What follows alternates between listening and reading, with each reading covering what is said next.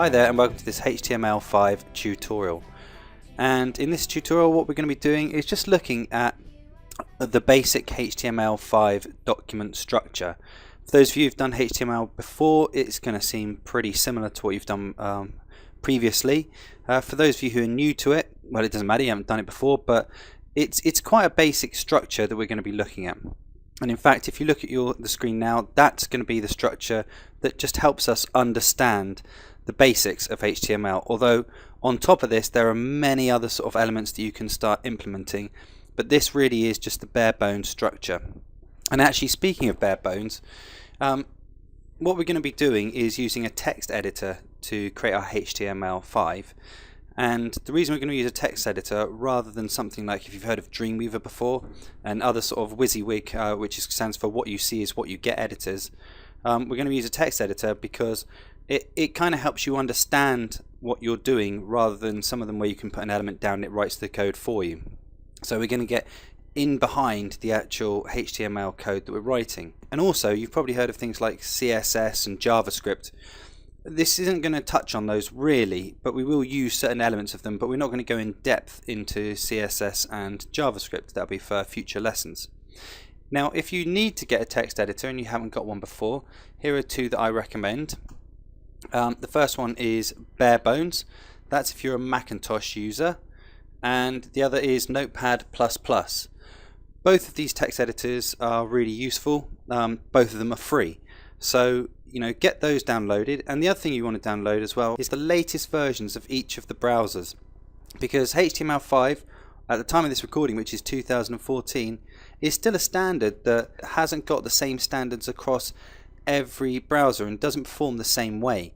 Many of the base and the basic standard elements to it do, but certainly elements like Canvas, for instance, will work differently in something like Chrome to Internet Explorer, and they're trying to explore how these can work together and what elements can and can't, and there are sites which actually tell you which elements work on each and which don't, but it can cause some sort of problems sometimes. So it's worth testing in all the different browsers to make sure that you're going to give your users a uniformed experience and you're not going to break the code anywhere or break their visual experience. So let's start looking at the document structure. And I'm using Notepad++ here, and just for the purposes of this tutorial, what I'm going to do is I'm just going to increase the size of this font so we can see clearly what's going on. To do that, I'm just going to go to Settings, Style Configurator, and enable a global font size, and I'm just going to increase that to 14 so we can clearly see what's going on. In fact, let's increase it to 16 and save and close. And let's have a look at the first line here, and this first line is the Doctype, so it tells us what the browser can expect the language that we're going to be using here is. It starts off with this left angle bracket, an exclamation type, then Doctype, and then a space, and then HTML, and then a right angle bracket. Now that right angle bracket and the left angle bracket encapsulate the Doctype, and there cannot be any white space before this Doctype. If there is white space like this, and it's written on line 2, some browsers may have trouble defining the Doctype and go back to what's called Quirks mode. Quirks mode is a technique that some web browsers used to maintain backwards compatibility, but this new version of HTML doesn't necessarily support that Quirks mode. You don't really want to be using Quirks mode, you want to be using this new strict version of HTML5.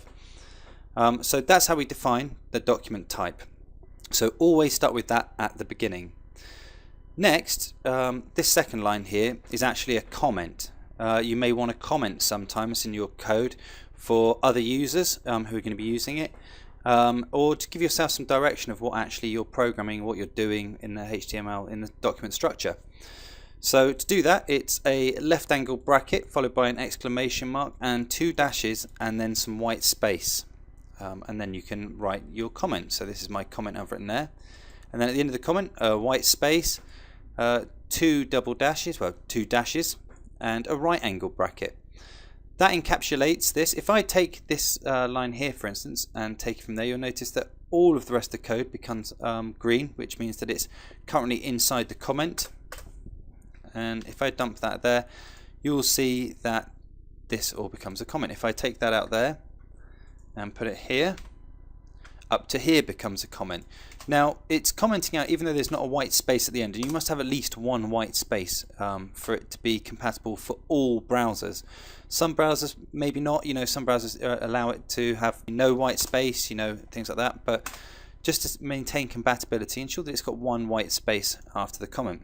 I'm going to take that out and put it back here. So that's how you comment. Now we get down to what's called the DOM tree, and this is the document object model tree. You can imagine a document object model tree as a tree, and I'll explain that as we go on further. The first thing we do here in this first line is define the HTML tag. The HTML tag encapsulates what language we're going to be using, and in this case it's English, so we once again use the left angle bracket HTML gap lang equals n inside these apostrophes, and then a right angle bracket. And this now encapsulates all the document. You notice here at the bottom the HTML tag is closed.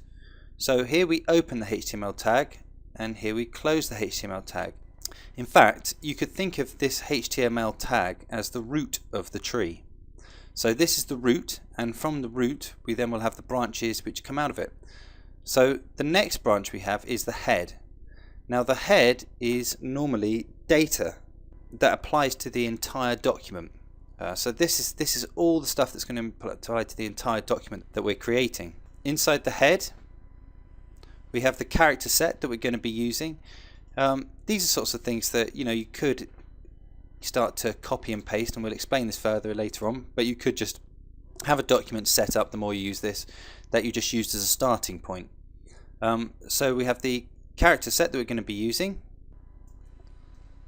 This is the UTF-8, and UTF-8 has become the dominant character encoding on the World Wide Web, and it accounts for more than half of the pages on the web encoded using UTF-8. And it is just a character set that we can use to write our code. And it's important to notice here how it's opened and closed within itself. So unlike something like the HTML document here, which is written HTML and it opens and closes here and here, and it's closed using this /. This tag itself opens here with the left bracket, but actually closes with the / right angled bracket. Here we open it here and we close it down here with that / and then the end of the code. So this tag closes itself here. Unlike this example here, which is the title.